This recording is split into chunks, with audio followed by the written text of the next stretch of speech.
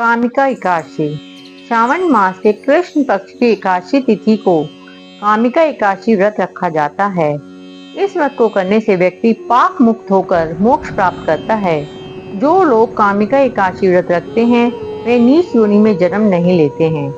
एक बार धर्मराज युधिष्ठिर ने भगवान श्री कृष्ण से श्रावण कृष्ण एकादशी व्रत की विधि और महिमा के बारे में जानना चाहा। तब भगवान श्री कृष्ण ने कहा कि उसे कामिका एकादशी कहते हैं। ब्रह्मदेव ने नारद मुनि को कामिका एकादशी की महत्ता बताई थी, जिसकी कथा कुछ इस प्रकार है। एक समय की बात है, एक गांव में एक ठाकुर रहता था। वह बहुत ही क्रोधी स्वभाव का था। एक दिन उसका एक ब्राह्मण से झगड़ा हो गया। उस दौरान उसने ब्राह्मण की हत्या कर दी। बाद में उसने अपने अपराध के लिए क्षमा मांगी और उसका अंतिम संस्कार करने की अनुमति मांगी, लेकिन उस गांव के ब्राह्मणों ने उसे अंतिम संस्कार में शामिल होने से मना कर दिया और उस ठाकुर पर ब्रह्म हत्या का दोष लग गया। ब्राह्मणों ने उस ठाकुर के घर भोजन करने से इनकार कर दिया। उसके किसी भी मांगलिक कार्य में ब्राह्मण नहीं जाते थे। समय व्यतीत होता गया। एक दिन उसे एक मुनि मिले।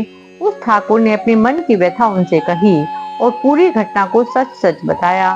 फिर उसने मुनि से पूछा कि ब्रह्म हत्या का पाप कैसे दूर होगा। तब उस मुनि ने कहा कि तुम कामिका एकादशी का व्रत रखो। यह व्रत श्रावण मास के कृष्ण पक्ष की एकादशी को किया जाता है। मुनि ने ठाकुर को कामिका एकादशी व्रत की विधि और महत्व को विस्तार से बताया। मुनि के बताए अनुसार उस ठाकुर ने कामिका एकादशी का व्रत रखा और भगवान विष्णु का पूजन किया। रात्रि के समय वह भगवान विष्णु की मूर्ति के पास शयन कर रहा था। तभी स्वप्न में उसे श्री हरि के दर्शन हुए। भगवान विष्णु ने उसे ब्रह्म हत्या के दोष से मुक्त करके समाधान दिया।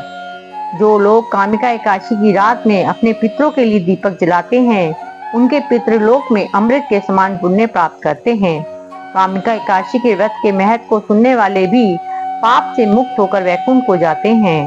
ब्रह्मदेव ने नारद से कहा कि जो भी मनुष्य कामिका एकादशी व्रत करता है और घी का दीपक जलाता है, उसे स्वर्गलोक में स्थान प्राप्त होता है।